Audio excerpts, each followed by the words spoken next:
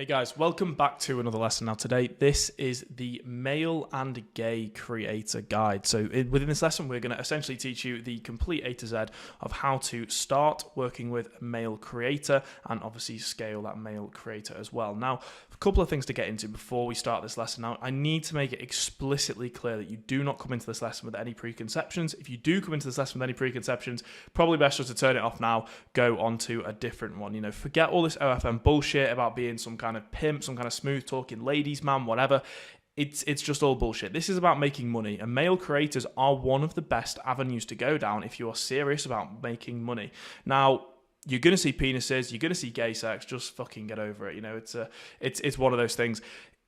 If you approach this with an open mind and you engage and you essentially take on board what I tell you now, you will make a lot of money, okay? So if you're still with us, let's keep going. Now, first thing to do is going to be classifying your male creator as you would with any other model. You know, if your creator already does OnlyFans, which is more than likely they've probably already classified themselves, it's going to be obvious, but it's really, really good to become familiar with a few terms from the gay community. So, number one, twink. That is going to be a boyish looking gay man, 18 to 23, slender, no body hair, quite feminine looking, often blonde, Caucasian. So, the standard kind of stereotypical gay OnlyFans creator that you've probably got in your head. Next, we have a twunk. That is the same as a twink, but a little more muscular. Now, next, we have an otter, similar to a twink, but an older guy who is often hairy as well. So these are all essentially key terms you're going to know. They're probably key terms that if you get on an onboarding call with one of these creators, they're going to talk about, so you need to know what they mean. Next is going to be a fox, and that is usually a guy that is over 40. Think like, you know, the cougar of the gay world, if you will. And lastly would be a bear. So that is, you know, a muscular, large, hairy, you know, proper projecting an image of masculinity, usually very, very dominant. So the type of fans that would sub to a bear's page would usually be very submissive. Think about the power balances we've talked about extensively already.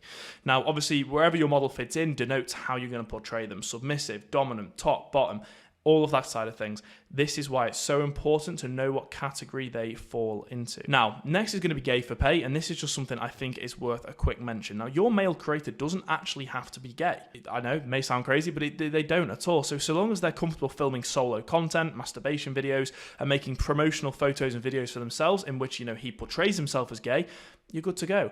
Now, another thing as well, deep down, these subs are going to know he's not gay, but that's not necessarily a bad thing. Obviously, as you guys probably know, big thing in gay culture is trying to turn straight guys gay. A lot of gay guys go after and like straight guys, so that really essentially just adds to the fun. So it's it's a really, really good avenue to actually go down as well in terms of male creators. You can often find guys who maybe are you know, into fitness, things like that. That's kind of the avenue I would go down if you're trying to find a male creator that maybe necessarily isn't gay. Now, here is something really, really specific. You only know this from, you know, having a lot of experience in the industry. Now, obviously, a straight guy usually won't feel comfortable doing solo dildo content, and it applies to gay guys too. You know, it's quite an involved process to actually do that. And a hack that we found is essentially what you do: you cut a dildo in half, and obviously they can either suck or push it around the arse. It looks like it's all the way in, but in reality, it's actually not in whatsoever. So that's a massive, massive gay content hack. You know, this method comes in so handy when your model needs to produce a large volume of content. Obviously, it's very time consuming and a lot of effort. So if you just do this method, it looks like everything's happening, when in reality, you can just pump out a ton of content that looks really, really quality. And obviously save a lot of time. And if your creator, gay, straight, doesn't feel comfortable doing it, this is essentially a really, really easy way around and something they can just do just like that. Now, next is going to be Grindr, which is obviously essentially the gay version of Tinder, a gay dating app. Now, obviously, if you're not familiar with this, you are going to basically take a very, very different approach to the mass approach of the likes of Tinder and Bumble. You're going to be way more hands-on, and you're going to be aiming to find a couple of high-paying daddies. Now, this works best with twinks. Obviously, as we mentioned before, they are submissive and, you know, younger. That's the kind of vibe that these older guys on Grindr are looking for, okay, in that niche. So these older guys, you know, it's often people who are recently divorced, recently come out of the closet, maybe they're just curious, whatever, are going to be searching for a younger gay guy to engage with, and very much like in the seeking arrangements lesson. After matching with them, build the relationship properly on the app and then get them off the app onto another platform, maybe Snapchat, WhatsApp, Telegram, whatever you guys want to do. Now, you can very, very quickly get to the point where you have 5 or so high-paying daddies. You know, they can pay on OnlyFans, obviously, if you can get them to convert convert onto there, or obviously off the app as well, using something like Cash App or PayPal, etc. So the reason this works really, really well is because of the power dynamic within the gay community. Now, obviously, remember, a twink is a feminine, slight guy, and having a high spender, an older guy to look after them is a really, really realistic prospect. So it's actually very, very easy to find. And obviously, within this niche for your agency, and then obviously for Grindr as well, there's way less competition. Think about it, all right? You guys own an OnlyFans agency by this point. That's brilliant. You're probably thinking in your head, you're going to get all these beautiful girls on board, etc. But actually think, are there any agencies out there that are, currently only catering to gay guys? Obviously, I know a couple of them, but there are very, very few. And the money to be made is equal to the other market. So why it's not pursued more, I don't know. But within the tips in this lesson, you will hopefully be able to really, really effectively get started with a male creator.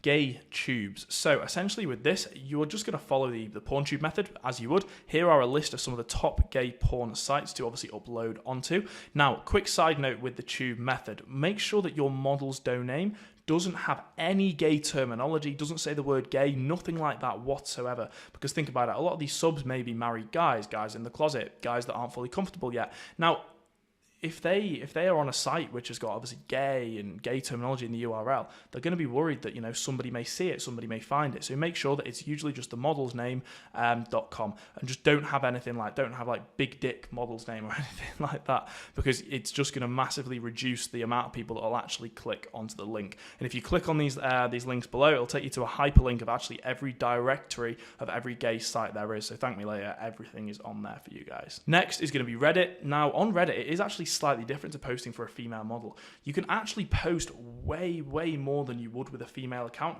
We've just essentially just found that the content consumption doesn't slow down. You can post 10, 20 things a day on Reddit and you will still get a lot of interactions. And there are the top gay Reddits to make use of. Those all work really, really well. Once again, think back to the Reddit lesson. Think of the niches that we discussed. Try and find more niche subreddits for your model. My personal opinion, if you want to make a crazy amount of money with your male model, just content output is key. You need to find yourself a VA, somewhere like onlinejobs.ph. There's a whole lesson on actually where to find VAs later in the course, and it's going to be their job to just post a huge amount of content on Reddit, Twitter, and obviously the gay tubes as well. Obviously, in terms of the tube method, you may want to pay a video editor to kind of cut the clips, but if you can find a VA that's got video editing experience, that is even better. So make sure you watch the tube lesson back, but just make sure that your domain does not have any gay terminology in it whatsoever. Now, obviously, this VA could also be responsible for potentially a single Grindr account. Obviously, make sure their English is good enough and it's going to be convincing, and that they obviously have access to another platform to get the guys onto if they aren't comfortable with OnlyFans. So yeah, guys, onboard a male creator, take a step outside of your comfort zone, and you will make a lot of money. So I will see you in the next video. Speak then.